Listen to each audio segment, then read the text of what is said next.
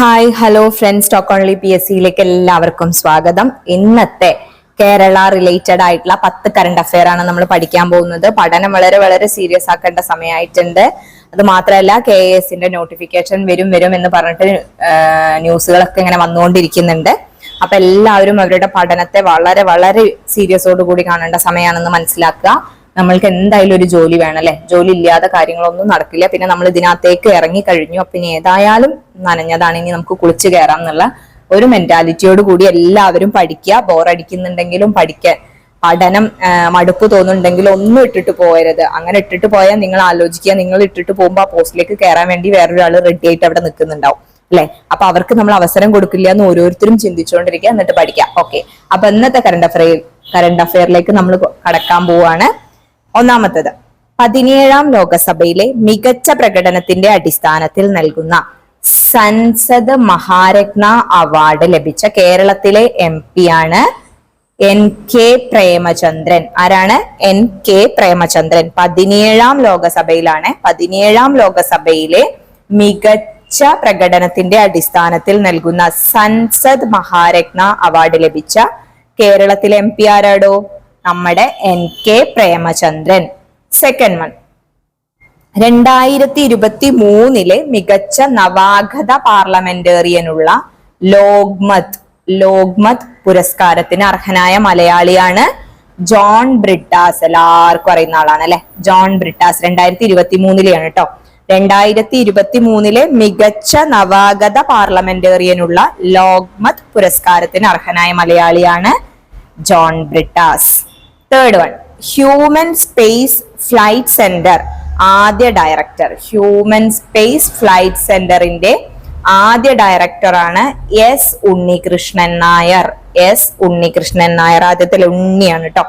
Human space flight സെന്ററിന്റെ ആദ്യ ഡയറക്ടറാണ് S Unnikrishnan Nair. Okay, next, Kalapasham ഒരു നോവൽ. എന്താണ് കാലപാശം ഒരു നോവൽ എന്ന പുസ്തകത്തിന്റെ രചയിതാവ് Prabhavarma. Very very very important, എഴുതി തന്നെ പഠിക്കുക. ഓക്കെ, കാലപാശം ഒരു നോവൽ എന്ന പുസ്തകത്തിന്റെ രചയിതാവ് പ്രഭാവർമ്മയാണ്. ഫിഫ്ത് വൺ, എല്ലാ ചലനങ്ങളും വ്യതിചലനങ്ങളും. ഇതിന്റെ രചയിതാവ് ആരാണ്? കൽപ്പറ്റ നാരായണനാണ് കേട്ടോ. ആരാണ് എല്ലാ ചലനങ്ങളും വ്യതിചലനങ്ങളും എന്നതിന്റെ രചയിതാവ് എന്ന് ചോദിച്ചാൽ കൽപ്പറ്റ നാരായണൻ. ക്ലിയർ ആവുന്നുണ്ടല്ലോ. Sixth one, basic structure and republic. എന്താണ് ബേസിക് സ്ട്രക്ചർ ആൻഡ് റിപ്പബ്ലിക് എന്നതിന്റെ രചയിതാവ് PS ശ്രീധരൻ പിള്ള. ആരാണ്? PS ശ്രീധരൻ പിള്ളയാണ് ബേസിക് സ്ട്രക്ചർ ആൻഡ് റിപ്പബ്ലിക് രചിച്ചത്. ഓക്കെ, സെവൻത് വൺ, കേരളത്തിൽ ആദ്യ സൗജന്യ വൈഫൈ പാർക്ക് എവിടെയാണ്? മാനാഞ്ചിറ പാർക്ക്, കോഴിക്കോട്. കേരളത്തിലെ ആദ്യ സൗജന്യ വൈഫൈ പാർക്കാണ് കേട്ടോ. Wifi park Mananchira park, Kozhikode. Eighth one, Swaraj trophy 2022-23 ആളുകളെയാണ് ഇനി നമ്മൾ ഡിസ്കസ് ചെയ്യാൻ പോകുന്നത്. മികച്ച ഗ്രാമപഞ്ചായത്ത് വലിയ പറമ്പ്, കോഴിക്കോട്. മികച്ച ബ്ലോക്ക് പഞ്ചായത്ത് നീലേശ്വരം, പെരുമ്പടപ്പ്, വൈക്കം. മികച്ച ജില്ലാ പഞ്ചായത്ത് തിരുവനന്തപുരം. മികച്ച നഗരസഭ ഗുരുവായൂർ. മികച്ച കോർപ്പറേഷൻ തിരുവനന്തപുരം. അപ്പൊ തിരുവനന്തപുരം 2 ഉണ്ട്. മികച്ച ജില്ലാ പഞ്ചായത്തായിട്ടും മികച്ച കോർപ്പറേഷനായിട്ടും സ്വരാജ് ട്രോഫി 2022-23 ലഭിച്ചത് തിരുവനന്തപുരം ആണെന്ന് ഓർത്തു വെക്കുക. മികച്ച ഗ്രാമപഞ്ചായത്ത് വലിയ പറമ്പ, കോഴിക്കോട്. മികച്ച ബ്ലോക്ക് പഞ്ചായത്ത് നീലേശ്വരം, പെരുമ്പടപ്പ്, വൈക്കം. മികച്ച നഗരസഭ ഗുരുവായൂർ. ക്ലിയർ ആയല്ലോ.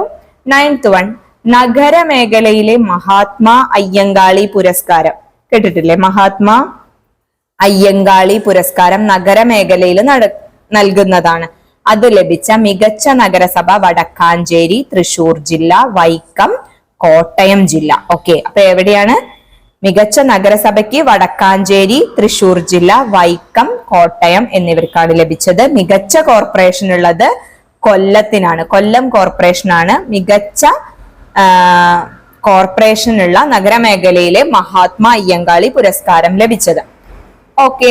10th വൺ, കാസർഗോഡിലെ കേന്ദ്ര സർവകലാശാലയുടെ പുതിയ ഭരണ നിർവഹണ ആസ്ഥാന മന്ദിരം അറിയപ്പെടുന്നത് BR അംബേദ്കറുടെ പേരിലാണ്. ഓക്കെ, കാസർഗോഡിലുള്ള, ഇതിന്റെ മുകളിൽ കൂടെ എഴുതിയല്ലേ ഞാൻ, സോറി കേട്ടോ.